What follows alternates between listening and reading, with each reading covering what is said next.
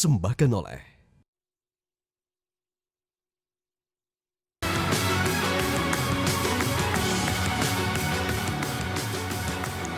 Pemirsa, pandemi COVID-19 memberikan dampak yang dahsyat bagi perekonomian dunia, termasuk Indonesia. Di saat sektor jasa dan manufaktur menjadi sektor yang paling terpukul, sektor pertanian justru tumbuh menjadi salah satu yang terkuat. Saya akan memaparkan datanya untuk Anda. Pertama kita akan lihat, menurut data Badan Pusat Statistik atau BPS, kontribusi sektor pertanian terhadap PDB di kuartal 2 tahun 2020 melesat positif hingga mencapai 16,24%. Bahkan secara year on year pertumbuhannya 2,19%, sementara sektor lainnya justru kinerjanya negatif. Berikutnya kita akan lihat nilai tukar petani atau NTP pada Januari hingga Agustus 2020. Kalau kita bandingkan di bulan Agustus dengan di bulan Juli, pertumbuhannya ini naik di bulan Agustus sebesar 0,56% kalau kita bandingkan dari bulan Juli. Bahkan secara kumulatif pada periode Januari hingga Agustus 2020, pertumbuhannya 101,21 atau naik 1,04% dibandingkan dengan periode yang sama di tahun 2019.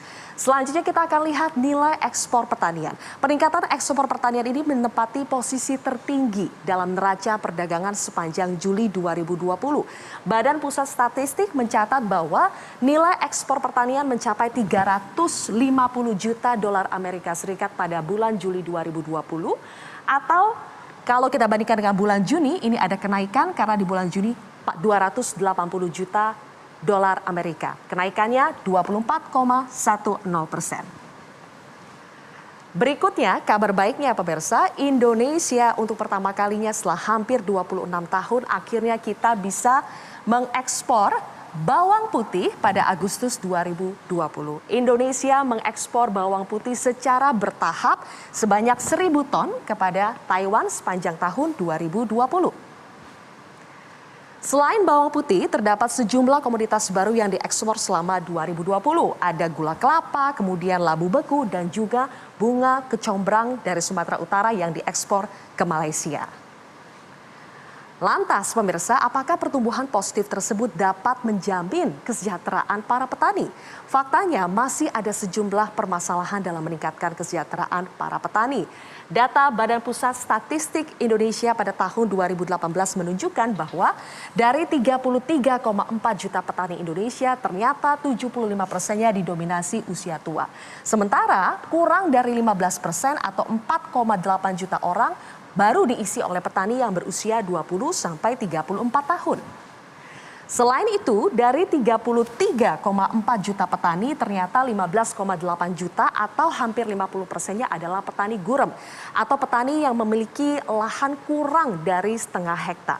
Nah, minimnya lahan pertanian ini mengakibatkan hasil pertanian yang diperoleh cukup sedikit sehingga hanya bisa untuk dikonsumsi sendiri dan tidak dapat diperjualbelikan untuk memenuhi kebutuhan pokok petani lainnya. Di samping itu, Kementerian Pertanian menyebutkan bahwa sebanyak 60 hektar lahan pertanian di Indonesia menyusut setiap tahunnya. Penyusutan ini diakibatkan oleh adanya alih fungsi lahan dari pertanian ke non-pertanian. Nah, angka ini nyaris setara dengan penurunan sebanyak hampir 300.000 ton produksi pertanian setiap tahunnya. Pertanyaannya kini bagaimana strategi pemerintah untuk mempertahankan pertumbuhan sektor pertanian kita dan mampukah pemerintah mewujudkan transformasi pertanian, meningkatkan hasil produksi dan juga menjamin kesejahteraan para petani. Kita akan membahasnya dengan sejumlah narasumber dalam program Indonesia Town Hall bersama saya Zilvia Iskandar.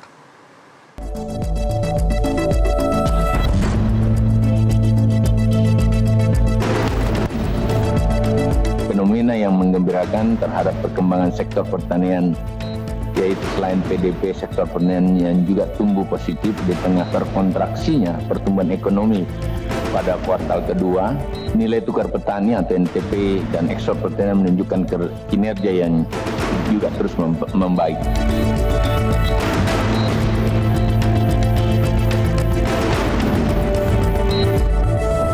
Total nilai ekspor pertanian selama Januari-Juli 2020 mencapai 225,51 triliun. dan mengalami peningkatan 9,52% dibandingkan periode yang sama tahun 2019.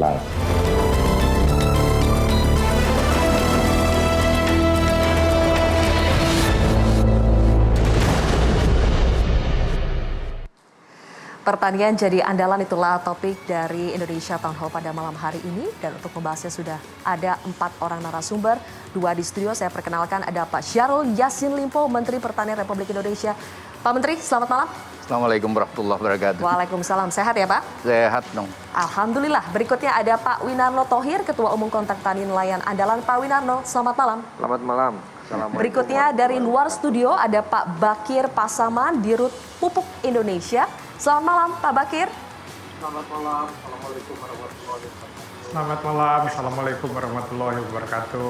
Waalaikumsalam. Dan juga ada Prof. Bustanul Arifin, Guru Besar Unila sekaligus pakar pertanian. Prof. Bustanul, selamat malam. Selamat malam Mbak Silvia, Pak Menteri, Pak Win, Pak Bakir. Assalamualaikum warahmatullahi wabarakatuh. Waalaikumsalam. Senang sekali kita semua bisa berkumpul di sini dalam keadaan sehat. Kita akan langsung mulai untuk membahas. Saya akan ke Pak Menteri terlebih dahulu. Pak Menteri, di saat kondisi perekonomian nasional kita sedang kontraksi, ternyata sektor pertanian ini muncul, menonjol Pak, menjadi penyumbang PDB kuartal 2 tertinggi. Apa sebetulnya Pak strategi pemerintah untuk meningkatkan pertumbuhan tersebut? Ya, dari kondisi ke kondisi, dari kontraksi ekonomi, dari krisis ke krisis, selalu saja pertanian adalah penyelamat.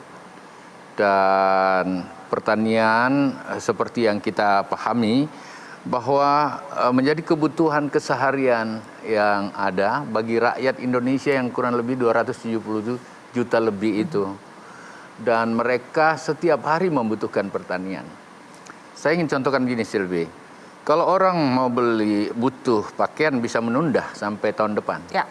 Kalau orang mau beli AC, televisi, motor, mogok dan lain bisa diperbaiki. Tapi makanan nggak boleh tertunda. Oleh karena itu konsentrasi itu membuat kita memang Bapak Presiden setiap saat mengontrol gitu. Pak Jokowi mengontrol setiap saat ke Menteri Pertanian seperti apa kesiapan ketahanan pangan kita. Dan oleh karena itu kami memiliki lahan existing 7,46 juta hektar dan itu kami lakukan olah melalui 2 musim tanam. Musim tanam 1 itu sepenuhnya dilola dan alhamdulillah hasilnya cukup bagus. Musim tanam tadi itu musim tanam hujan, Ya. basah gitu. Dan 7,46 juta itu menghasilkan kurang lebih ya katakanlah 17 juta ton beras. Dan kami punya carry over dari tahun lalu itu kurang lebih 5 juta sehingga yang dimakan sampai dengan Juli akhir 15 juta kami masih tersisa untuk musim tanam 1 artinya stok yang tersisa atau tercarry over itu di atas 7 juta ton. Kemudian kami percepat dengan musim tanam 2 dengan peringatan FAO akan ada kekeringan dan lain-lain sebagainya. Kemudian dampak COVID yang kita perkuat karena tadi itu kesiapan 273 juta orang harus dipastikan menurut Bapak Presiden dan itu menjadi tugas kami. Oleh karena itu musim tanam 2 ini kita percepat sampai dengan 5,6 juta hektar. Karena 5,6 juta itu di musim kering pun kita punya prediksi masih tersisa air yang cukup untuk kita pakai untuk bertanam. Ya, oleh karena itu 5,6 juta di musim tanam 2 itu diperkirakan antara 13 juta sampai 15 juta hasilnya. Dan kita akan carry over dengan 7 juta, berarti di atas 23. Kebutuhan kita makan dari Agustus ke Desember diperkirakan 15 juta ton. Tentu kita masih punya overstock untuk masuk ke 2021 di sekitar 5, 6 sampai 7 juta ton. Insya Allah seperti itu. Kan pertanian nggak pernah putus, tidak sesuai dengan tahun itu. Sesudah itu masuk lagi musim tanam 2. Dan kondisi itu yang membuat akselerasi pertanian terus bergerak dengan semangat yang ada bersama pemerintah daerah, bersama lintas kementerian. Pesan Bapak Presiden, kekompakan para menteri harus satu di dalam penanganan pangan dan itu yang terjadi. Akumulasi dari semua itulah yang akhirnya membuat sektor pertanian kita tumbuh positif di kuartal 2 ini ya. Saya ingin tanya pendapat dari Pak Bakir. Pak Bakir, bagaimana Pak Bakir melihat pertumbuhan positif di sektor pertanian kita di kuartal 2 tahun ini? Apa menurut Pak Bakir yang mendorong pertumbuhan ini?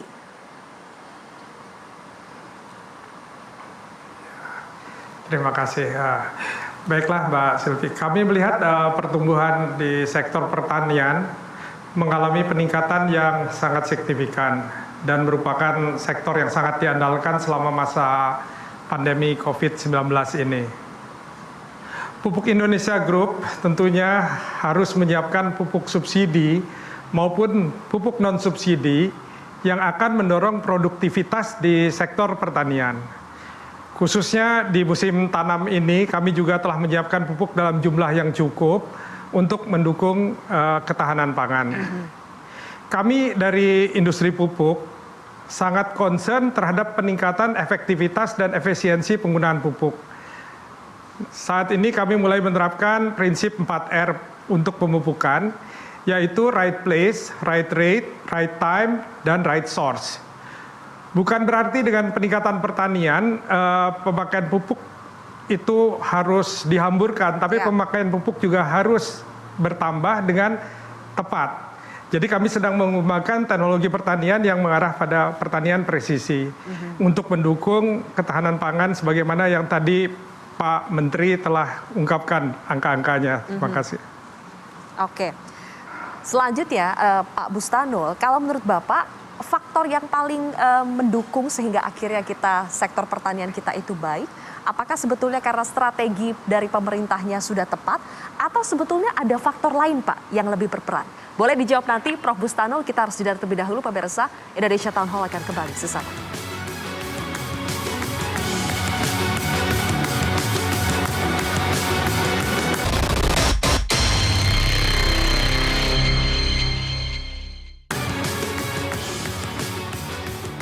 Anda kembali di Indonesia Town Hall, pemirsa, kita masih membahas soal pertanian jadi andalan.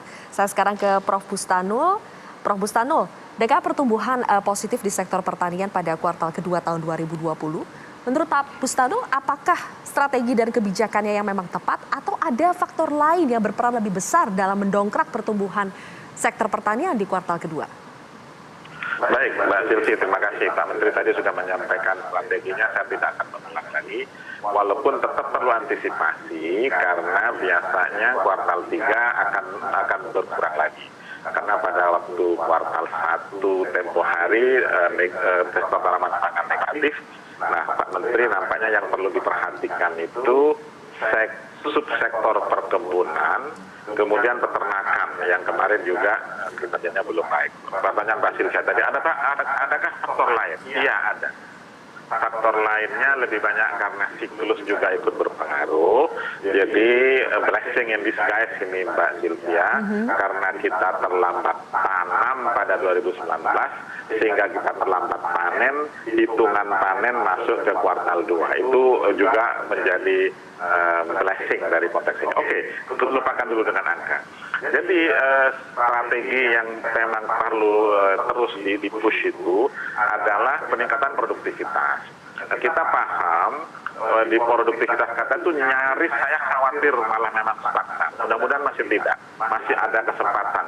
Pak Dirut tadi sudah sampaikan juga teknologi dengan pemupukan. Jadi ada yang perlu didamping, yaitu dia pendampingan, strategi pendampingan petani untuk mengikuti anjuran atau pupuk anjuran yang disesuaikan, itu menjadi salah satu pilihan yang harus dilakukan. Ya. Tadi pagi baru menguji, ada dokter baru di kampus Adunila. Orang petani juga Pak Menteri, orang BPTP juga. Jadi temuannya itu faktor pupuk itu sudah kontribusinya negatif. Apa maknanya? Sudah di beberapa tempat overuse. Dan itu sebetulnya yang harus kita dampingi. Overuse pasti menurunkan produksi dong. Jadi pada ada titik optimalnya, terutama kalau urea. Dan disinilah pupuk majemuk yang diperlukan. Mumpung ada Pak Dirut di sini. Yang kedua mungkin pupuk organik juga dibutuhkan untuk ameliorasi tanah. Jadi tanah-tanah yang sudah berkurang kesuburannya dengan pupuk organik menjadi teknologi pilihan juga. Itu gitu Pak Silvi yang harus dilakukan. Oke, terima kasih catatannya Pak Bustanul. Nanti kita akan akan bahas lebih lanjut itu soal bagaimana kita mentransformasi pertanian kita untuk bisa meningkatkan produktivitas. Tapi sebelum itu saya ingin ke Pak Winarno. Kalau menurut Pak Winarno, apa seharusnya yang bisa dilakukan lebih lagi oleh pemerintah supaya kinerja sektor pertanian kita semakin bergerak positif, Pak? Ya, jadi di masa pandemi ini petani terus bekerja, tidak ada berhenti ya. Jadi karena kita di daerah itu tidak merasakan ya ada pandemi, jadi terus bekerja, dan kami petani hanya minta dicukupi dari air, ya, benih, pupuk, begitu sarana produksi. Dari kita terus bekerja, jadi petani nggak disibukkan mencari sarana produksi gitu. Jadi fokus mengurusi tanaman saja. Ya. Begitu. Produktivitas tetap terjaga ya Pak? Produktivitas terjaga dan bisa meningkat. Tapi kalau menurut Pak Winarno, apa yang bisa dilakukan lebih lagi supaya sektor pertanian kita semakin terdongkrak lagi Pak? Terutama untuk di kuartal berikutnya ya? Ya, jadi sekarang pun nih sebetulnya September ini panen. Ya. Bisa langsung Oktober, karena udah musim. Tadi sampaikan oleh Pak Prof. Bustanul, waktu 2019-nya itu terlambat. Sehingga akhirnya terpengaruh ke tahun 2020. Nah, 2020 bisa mengejar. Panen September, Oktober udah mulai tanam lagi. Tapi ini harus didampingi biar petaninya semangat begitu. Kalau didiamkan saja, ya petaninya nanti dulu. Ya, seharusnya bisa nyambung ini. Jadi itu mulai dari penyuluh, kepala desa, ya, dan juga Pak Camat, dan juga memaksimalkan peran konstra tani di kecamatan ini, Pak Menteri. Terima kasih. Pas sekali ini sudah disinggung pembicaraan soal pendampingan terhadap petani. Selanjutnya kita akan bahas soal bagaimana kita akan meningkatkan kesejahteraan para petani kita yang mudah-mudahan bisa menjadi penyemangat supaya lebih produktif lagi para petani kita. Kita akan simak terlebih dahulu pemirsa, kami memiliki infografis mengenai NTP atau nilai tukar petani. Apa itu sebetulnya NTP dan bagaimana itu menjadi ukuran kesejahteraan para petani. Kita simak. Nilai tukar petani atau NTP merupakan salah satu indikator dalam menentukan tingkat kesejahteraan petani. NTP digunakan untuk mengukur kemampuan tukar petani terhadap produk-produk pertanian yang dijual dengan produk yang dibeli petani, baik itu konsumsi rumah tangga maupun produksi dan penambahan barang modal. Titik inflasi NTP berada di angka 100, sehingga ketika NTP lebih tinggi dari 100, berarti petani mengalami surplus, karena harga produksi naik lebih besar dari kenaikan harga konsumsinya. Pendapatan petani pun naik lebih besar dari pengeluarannya. Lalu, jika NTP sama dengan 100, berarti petani mengalami impas. Kenaikan atau penurunan harga produksinya sama dengan persentase kenaikan atau penurunan harga konsumsinya. Sehingga, pendapatan petani sama dengan pengeluarannya. Sementara, jika NTP kurang dari 100, berarti petani mengalami defisit. Kenaikan harga produksi relatif lebih kecil dibandingkan dengan kenaikan harga barang konsumsinya, sehingga pendapatan petani turun lebih kecil dari pengeluarannya. Badan Pusat Statistik merilis NTP bulan Agustus 2020 naik 0,56% dibandingkan bulan Juli 2020. Hal ini berarti petani mengalami surplus karena hasil produksi meningkat, sementara konsumsinya mengalami penurunan. Baik, kita akan lanjutkan lagi perbincangan. Pak Syarul, tadi kita sudah lihat ya apa itu NTP dan bagaimana NTP kita di periode Januari sampai Agustus 2020 memang sudah di atas 100, Pak. 100,65 tepatnya. Tapi masih ada beberapa catatan-catatan yang katakanlah belum terlalu menggembirakan. Apa sebetulnya persoalan kita di nilai tukar petani, Pak? Ya, nilai tukar petani adalah katakanlah ukuran atau patokan dari seperti apa tingkat kesejahteraan yang mampu kita dorong. Dan seperti tadi, bahwa ini sudah di atas 100, pertumbuhan yang ada 0,56 itu membutuhkan ada akselerasi yang mampu kita lakukan. Dan itu tidak lain karena produktivitas bisa kita pertahankan untuk meningkat dari semua lahan-lahan existing yang ada, dan mungkin berbagai komoditas pertanian yang terakselerasi, termasuk yang kita konsumsi secara nasional maupun ekspor kita yang tadi datanya kita sudah lihat meningkat. Dengan demikian memang kita berharap serapan dari produksi pertanian itu secara maksimal bisa dilakukan, dan kalau ini bisa kita pertahankan, maka stabilitas harga secara kontinu bisa kita pertahankan, maka tentu nilai tukar petani juga akan makin membaik. Dan disitulah peranan negara, peranan pemerintah, peranan kebersamaan antara pemerintah pusat, para gubernur, para bupati, sampai dengan kepala desa menjadi penting dengan jajaran yang ada. Yang kedua, memang yang harus kita lakukan untuk nilai tukar petani bisa makin baik adalah bagaimana mengefisiensi dan mengefektivitaskan gerakan yang ada. Katakanlah ketersediaan tadi Pak Win sudah sampaikan, saprodi itu antara lain bibitnya yang makin mudah dia dapat, pupuk yang tersedia, dan kemudian tentu saja budidaya yang makin lebih efektif melalui mekanisasi dan lain-lain. Selain itu memang jarak yang distribusi yang terlalu jauh antara supply dan demand, ini terus kita dorong agar katakanlah pasar yang ada tidak terlalu jauh bagi petani, dan ini memang bukan pekerjaan ringan. Kemarin dengan ada lock wilayah, ada PSBB namanya di beberapa tempat, itu membuat distribusi tidak lancar, dan itulah awal kita dorong untuk sekarang ini, khusus untuk masalah ketahanan pangan tidak ada lock seperti itu. Ada sudah beberapa persoalan yang disebutkan oleh Pak Menteri di sini, tapi kita juga tahu bersama Pak Bustanul, masalah-masalah seperti ini bukan hari ini saja kita ketahui, tapi dari dulu ini sepertinya persoalan klasik yang tidak kunjung terselesaikan untuk meningkatkan kesejahteraan para petani. Sebetulnya apa sih Pak akar masalahnya, dan apa sebetulnya langkah-langkah yang selama ini masih salah, dan yang benar itu seperti apa? Baik, Mbak Silda, Pak Menteri, sedikit laporan. Kami Persepi sedang menyusun indikator alternatif dari NTP. Belum selesai, mudah-mudahan akhir tahun ini selesai. Karena NTP itu sebetulnya tidak terlalu akurat, Pak. NTP itu cuma indeks harga yang diterima petani dibandingkan dengan indeks harga yang dibayar petani. Masih banyak unsur-unsur lain yang belum tertangkap di NTP itu. Oke, kembali ke NTP-nya sendiri, mengapa dia bisa tinggi, bisa rendah? Dia kan tergantung dari produksi, tergantung dari harga jual, negosiasi, tergantung dari sarana-prasarana pemasaran dan seterusnya. Bahkan dia tergantung dari harga-harga yang dibayar oleh petani. Ukuran yang lebih halus NTUP namanya. Oke lah, kita sekarang dari substansinya.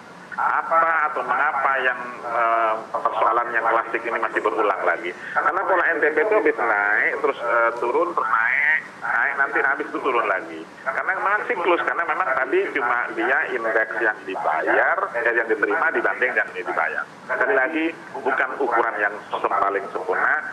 Kami dunia akademik sedang mencari itu, belum ketemu, debatnya terlalu panjang. Oke, substansinya mengapa seperti itu? Banyak. Dia lahannya kecil, apalah yang dapat dibanggakan gitu. Jadi kalaupun menghitung setengah mati, tentu saja belum cukup untuk hidup decent living. Kenapa? Karena lahan optimalnya, luas lahan optimal skala ekonominya belum tercapai. Dan itu sebetulnya akar dari semua akar persoalan. Tapi kan kita kan nggak mungkin menyerah begitu saja. Oleh karena itu masih amat dianjurkan, didampingi oleh Bapak tadi untuk mendiversifikasi sumber-sumber pendapatan petani. Kalau bahasanya Pak Presiden namanya korporatisasi petani. Korporatisasi petani itu juga berfungsi atau mencari elemen yang off-farm juga berpengaruh.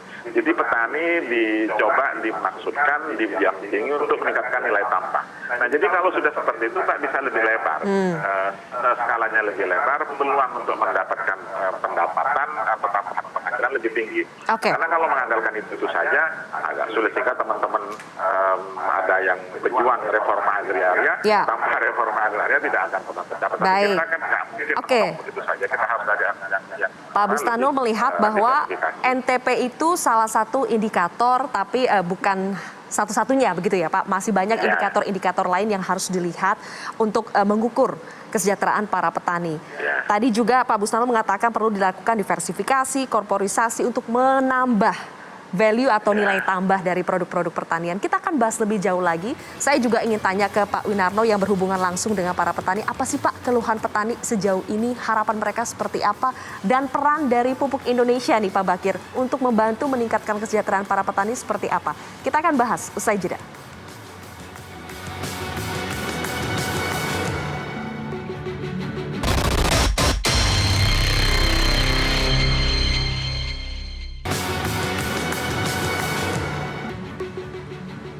Kembali lagi bersama kami pemirsa di Indonesia Town Hall, masih bersama saya Zilvia Iskandar.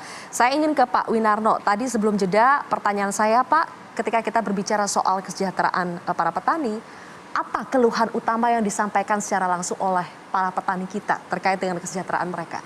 Ya, jadi di masa pandemi ini daya beli turun. Kami produksi seperti biasa, produksi seperti masa normal. Sementara rumah makan juga nggak banyak buka, ya. Jadi penyerapan juga sedikit. Hotel-hotel juga demikian, sehingga daya beli menurun. Tapi kalau ini ekspornya ditambah lagi, tadi belum menyebutin Pak Menteri ada porang. Porang ini menarik sekali pendapatannya, ya. Sarang burung walet. Sarang burung walet juga itu, dan komoditi lain. Tadi bawang putih udah bisa ekspor. Ya. Biasanya kita impor itu. Akhirnya ya. Nah, hal-hal semacam itu kita cari peluang pasar yang lain. Ya. Karena komoditi kita sangat banyak, ya, di samping pangan juga non pangan. Kalau saja nanti ya di Pak Bakir ini sedang bangun untuk memproses minyak sawit menjadi BBM. Nanti Indonesia setelah dibangun, ya, di Kujang di sana di Cikampek, itu sawit ini bisa dipakai untuk BBM. Kita bisa D100, bisa B100, semua menggunakan sawit, dan ini akan lebih meningkatkan lagi kesejahteraan petani. Nah, itu di sektor perkebunan, ya. Di samping kopi kita juga udah bagus pasarnya. Nah, tinggal beberapa, terutama sekarang hortikultura yang lagi turun, ya, sama ternak kecil, unggas, ya, unggas. Nah, ini perlu ditata ulang agar tidak berlebih ke depannya. Faktor terbesarnya memang karena pandemi ya Pak? Karena pandemi. Penyerapannya berkurang, daya belinya turun, Ya, sehingga betul. muncul masalah-masalah ini. Betul. Oke. Gitu. Pak Menteri, bagaimana menjawab tadi pernyataan dari Pak Bustanul soal NTP itu bukan indikator satu-satunya, Pak? Dan mendengar berbagai persoalan yang dialami oleh para petani di lapangan, bagaimana jawaban Pak Menteri? Jadi melihat pertanian jangan cuma melihat tanaman pangan, padi dan beras.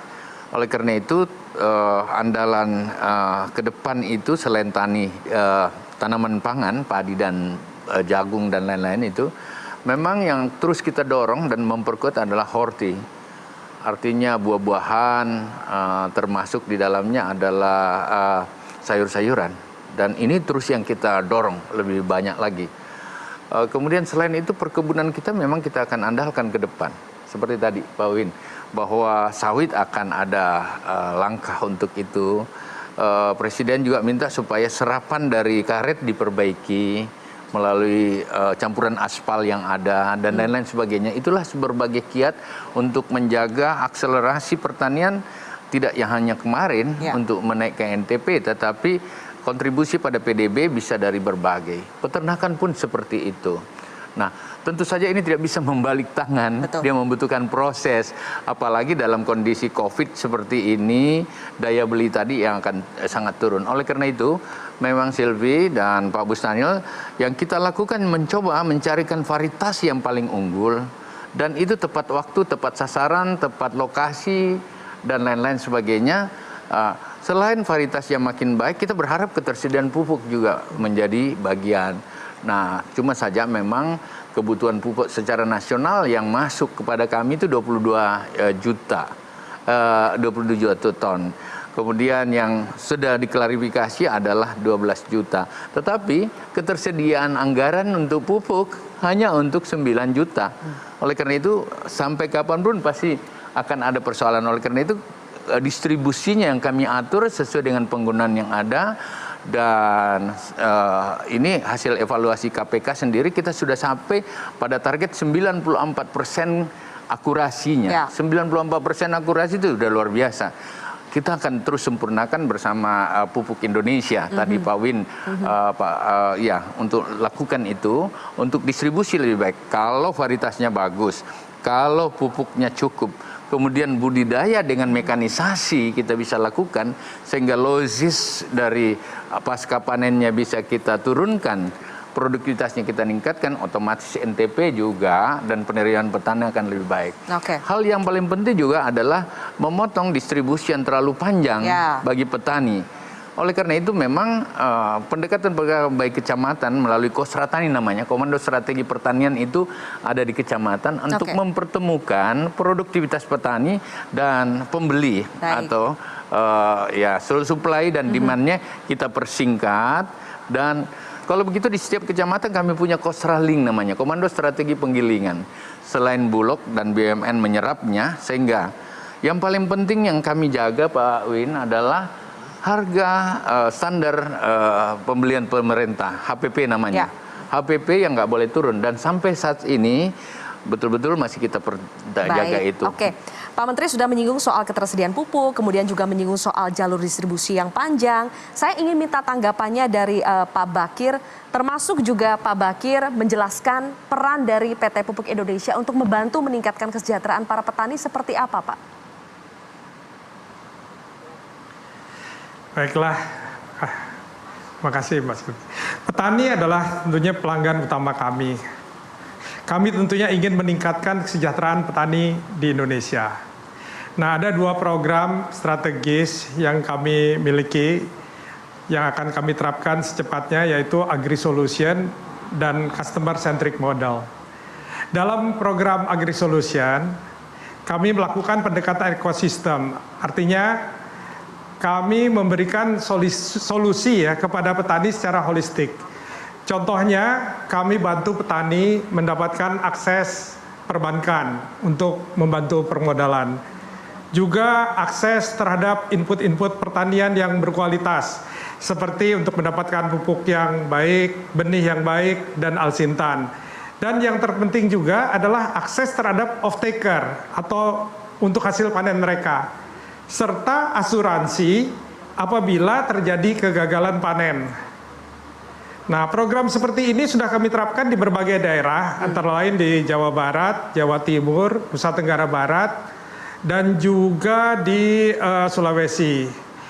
Dilakukan oleh anak-anak perusahaan di dalam grup Pupuk Indonesia, yaitu Pupuk Kujang, Pupuk Kaltim, dan Petrokimia Gersik.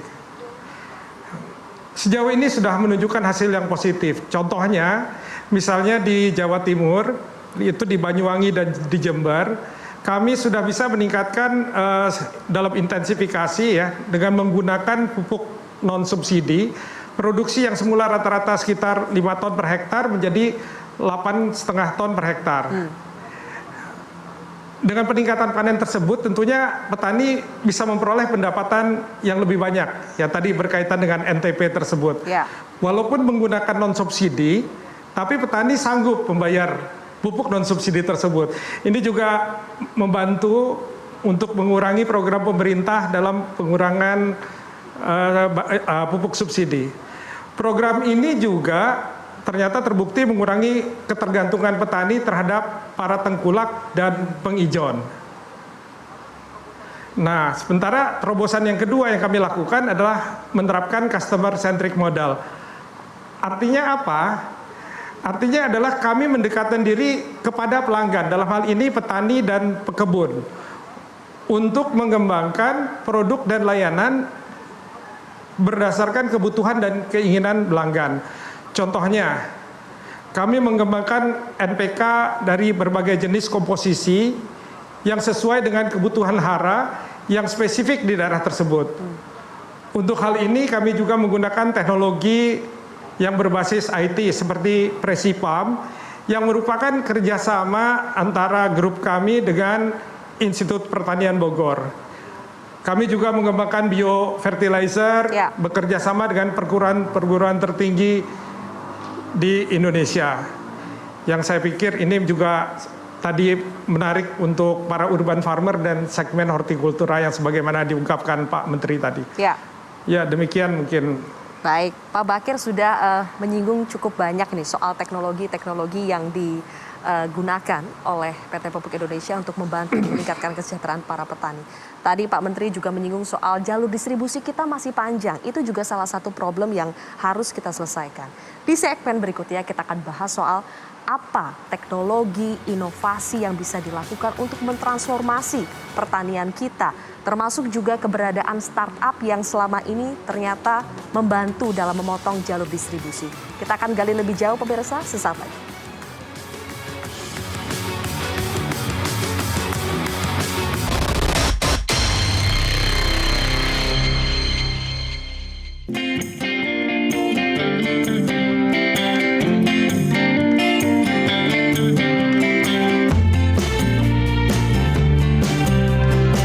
Pemanfaatan teknologi dan digitalisasi menjadi keniscayaan dalam meningkatkan produksi pertanian di Indonesia. Ketersediaan inovasi teknologi juga merupakan salah satu kunci peningkatan kesejahteraan petani dan menarik minat generasi muda dalam menciptakan aneka peluang bisnis turunan.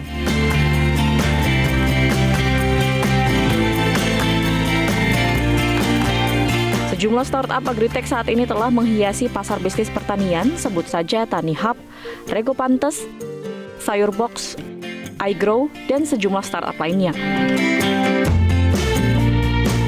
Perusahaan-perusahaan rintisan yang digeluti anak muda tersebut rata-rata menggunakan model bisnis berbasis komunitas.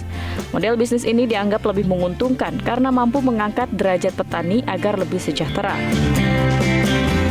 Kalau sekarang sih kelebihannya sendiri kita bisa nawarin sesuai harga yang pengen dari petani. Misalkan kan kalau petani udah ketahuan nih modal kita berapa, nah kita pengen ada selisih di situ berapa. Nah untuk ke Rego Pantes mereka cuma menyediain aplikasi aja, jadi untuk tawar-menawar sama customer kita bisa langsung. Jadi nggak ada, jadi istilahnya motong mata rantai yang udah ada gitu.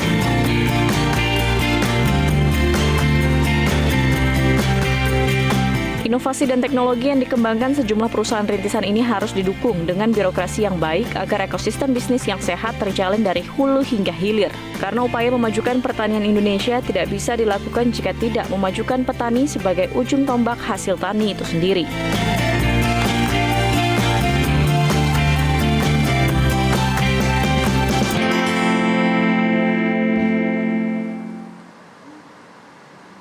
Apakah kehadiran startup pertanian ini membantu untuk mempersingkat jalur distribusi? Bagaimana pendapat Pak Mentan?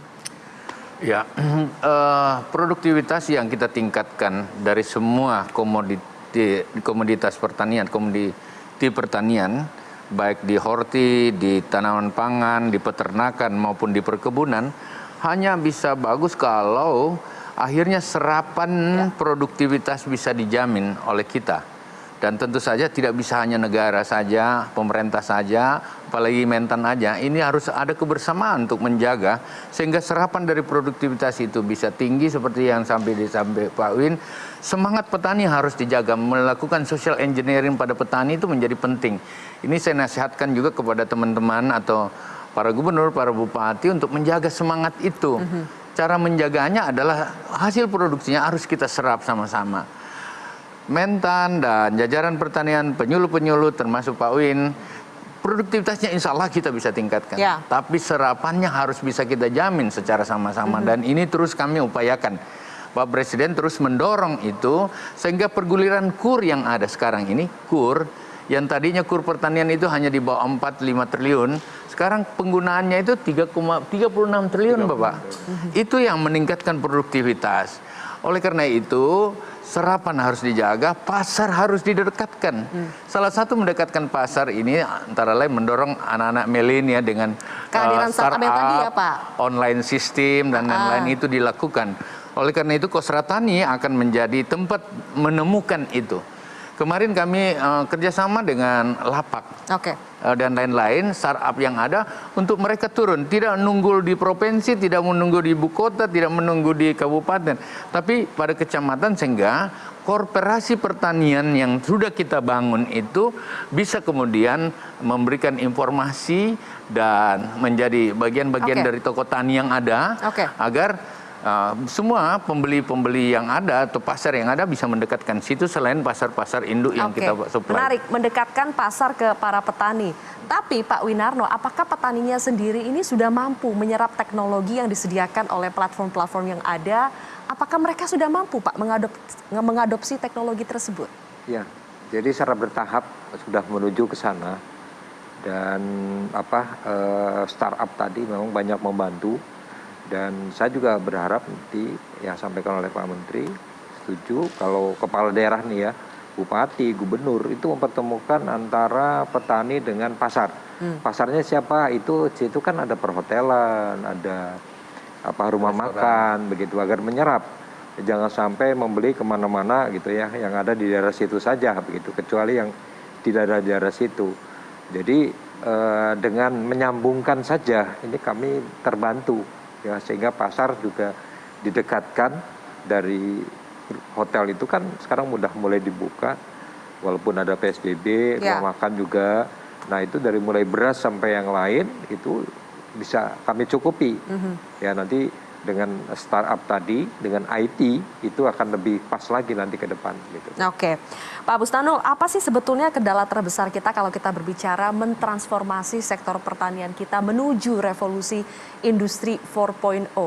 Apa kendala kita dan sebetulnya strategi yang harus diambil itu seperti apa? Boleh dijawab nanti Prof. Bustanul, tapi kita harus jeda terlebih dahulu pemirsa. Kami akan kembali usai Headline News pukul 21 waktu Indonesia Barat.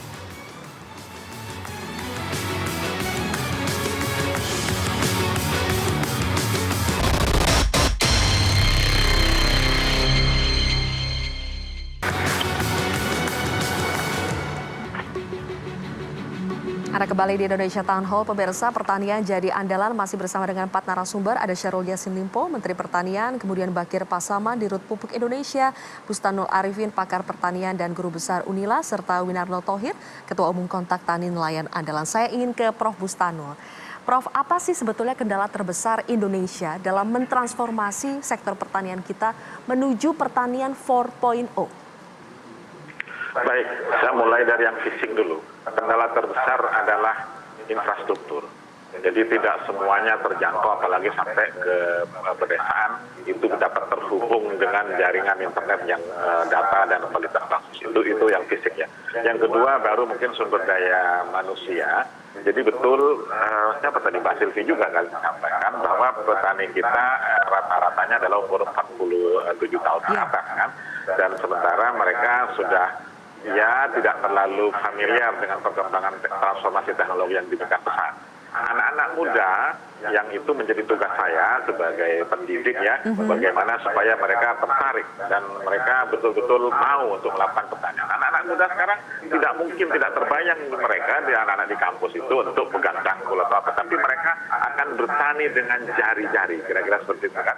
Disitulah yang tugas kami untuk meyakinkan masa depan ada di pertanian. Kalau mau bisnis pangan nggak akan pernah rugi kalau memang mau berbisnis itu, dan itu secara konsep. Dan satu lagi teori Mbak Silvi yang diperhatikan begini, dalam konteks transformasi itu tidak boleh kita melompat. Kita tidak boleh melompat langsung kepada sektor hilir seperti itu. Sektor dua di hulunya, artinya peningkatan produksi dan produktivitas tetap menjadi kunci.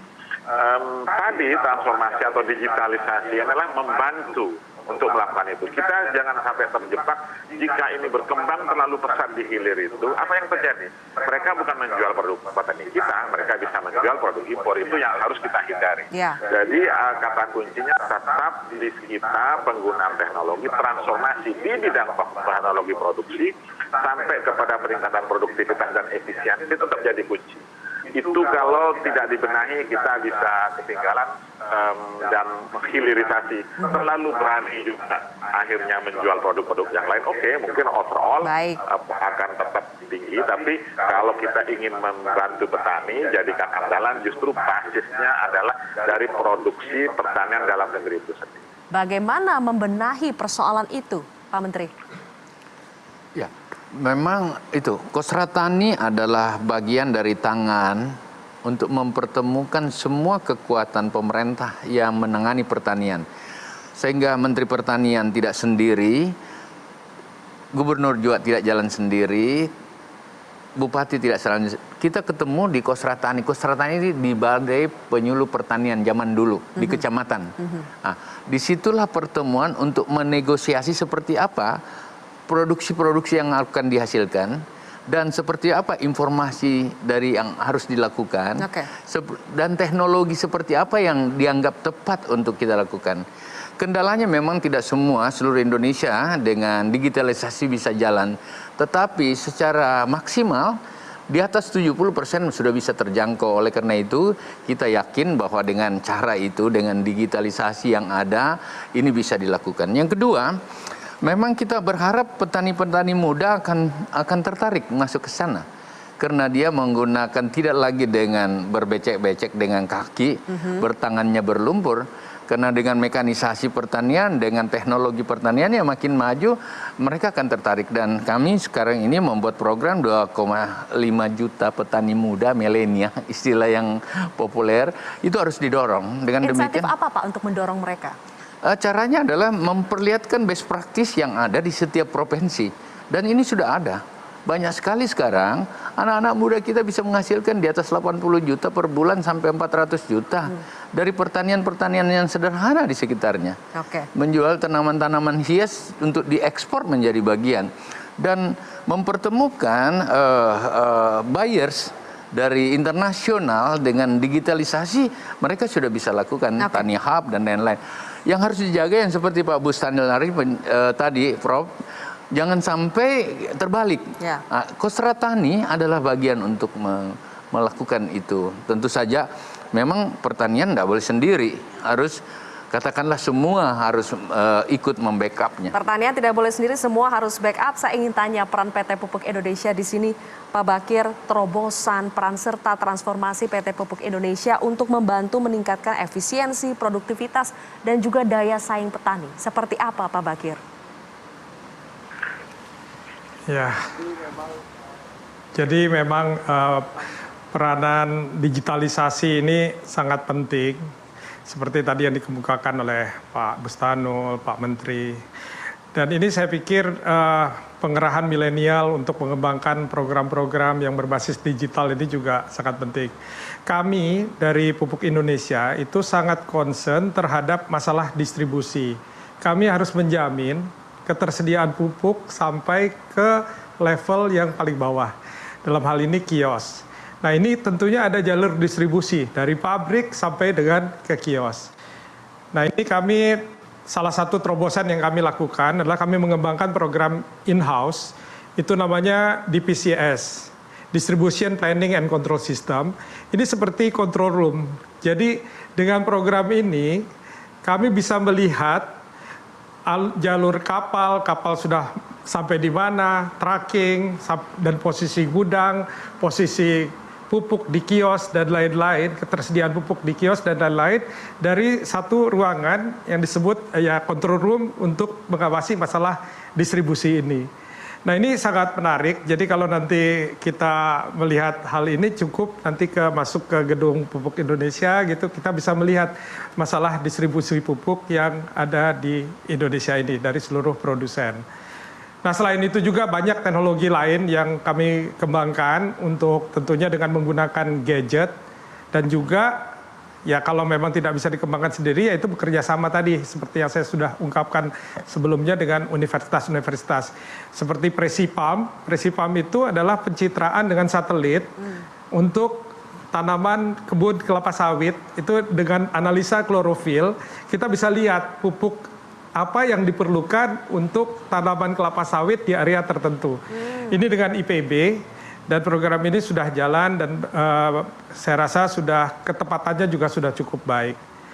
Ya banyak lagi teknologi-teknologi ataupun inovasi-inovasi digital yang kami kembangkan. Mungkin sulit kalau dijelaskan dalam waktu yang sesingkat ini. Oke. Demikian mungkin. Kurang lebih gambarannya sudah kami tangkap Pak, apa saja yang dilakukan oleh PT Pupuk Indonesia. Saya ingin tanya ke Pak Winarno, kalau kita bicara soal digitalisasi itu kan seperti asosiasinya lebih ke anak muda. Bagaimana anak muda yang menjadi motor untuk melakukan digitalisasi, pengembangan teknologi. Sekali lagi Pak, apa yang bisa kita lakukan untuk lebih meningkatkan lagi petani-petani muda kita? Karena kalau secara data tadi, angkanya dari 33,4 juta petani kita, petani muda kurang dari 15%. Itu pada tahun 2018. Apa yang bisa dilakukan untuk meningkatkan petani muda kita? Jadi saya punya pengalaman tahun 1988. Saya mengurus sawah 5 hektar hanya berdua, tapi di Jepang. Dan itu bisa dilakukan di Indonesia. Jadi memang kita memerlukan generasi-generasi muda ya yang bisa mengolah lahan. Ya 5 hektar itu berdua, tapi harus didukung dengan mekanisasi. Nah mekanisasi kebanyakan kita petani kurang modal, jadi perlu ada skim kredit ya. Tidak berharap bantuan karena bantuan terbatas. Tapi kalau skim kredit, petani akan berusaha sendiri. Apa mulai traktor, mesin tanam, combine begitu ya. Itu sangat diperlukan sekali. Di samping mengurangi kehilangan hasil, ya itu besar sekali, bisa 10% tanpa combine.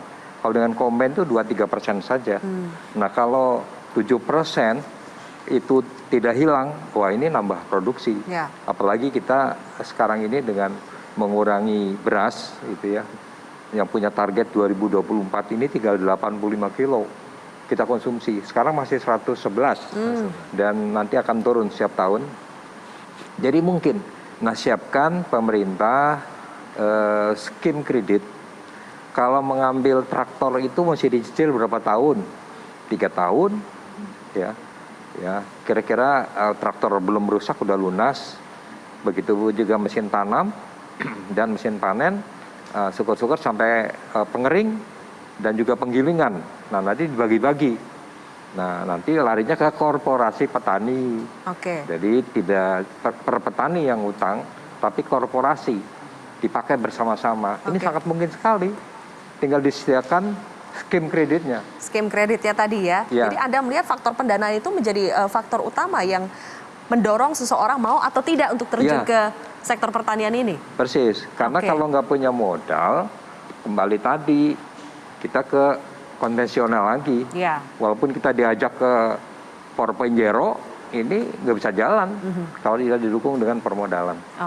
Menjawab soal permodalan ini bagaimana Pak Menteri? Ya, segala upaya yang bisa mendorong pertanian untuk tetap tumbuh, termasuk mensolusi tantangan-tantangan seperti Pak Bustanul tadi, Pak Direktur Pupuk Indonesia maupun Pak Win sudah nyampaikan, itu menjadi konsen negara dan pemerintah. Bahkan terus Bapak Presiden minta carikan jalan keluar seperti itu. Salah satu yang dilakukan adalah melakukan skim kredit usaha rakyat. Dan sekarang kita udah pakai 36 triliun. Sementara masih tersedia cukup untuk bisa digunakan. Tahun depan memang apa yang seperti Pak Win tadi sudah sampaikan, itu adalah pikiran-pikiran untuk menjawab besok. Artinya melalui mekanisasi, maka tentu saja efektivitas dan efisiensi bisa dilakukan. Yang kedua, petani baru, petani milenial, katakanlah dengan quote and quote with petani muda akan tertarik karena dia kan bisa melakukan pengolahan tidak dengan cangkul-cangkul itu, dengan traktor yang sudah tersedia, dengan skim kredit yang kita siapkan. Dan itu akan kita tempuh seperti itu. Tahun ini juga kita tempuh itu sebenarnya. Yang kedua, tidak lagi menanam pakai tangan, transplanter sudah bisa menjawab semua. Dia kayak naik mobil, kayak naik gokar di atas, naik becak, begitu yang tenang, tetapi kemudian bertanam bisa jalan. Kedua yang pasca panennya melalui combine, menurunkan losis kehilangan saja yang biasanya antara 9 sampai 11%, itu bisa diturunkan di bawah 5% sampai 3%. Losisnya saja udah bisa mengembalikan mekanisasi. Nah, memang ini akan kita tempuh ke depan sehingga ketertarikan karena produktivitas meningkat, otomatis NTP, nilai tukar petani dalam quote apalah istilahnya, kesejahteraan petani bisa meningkat, orang akan tertarik karena pertanian adalah solusi untuk mendapatkan lapangan kerja yang lebih luas. Dan itu strategi ke depan akan kita main seperti itu. Dan terbukti dalam kondisi COVID seperti ini, yang lain menurun, pertanian naik, dan permintaan dari berbagai negara juga terbuka. Nah, kita berharap ini kesempatan baik untuk meyakinkan bahwa pertanian itu sangat menjawab kepentingan-kepentingannya. Persoalannya adalah mampukah kebersamaan ini terus kita lakukan? Artinya jangan Menteri Pertanian sendiri jalan. Perguruan tinggi harus turun dan antara daerah. Selanjutnya kita akan berbicara soal sinergi. Bagaimana membangun sinergi antara stakeholder di sektor pertanian ini supaya pertanian kita terjaga ketahanan panganannya. Kita juga nanti akan berbicara soal program pemerintah dalam membangun food estate. Seperti apa kelanjutannya? Kita akan kembali sesaat lagi, pemirsa. Tetaplah bersama kami di Indonesia Taro.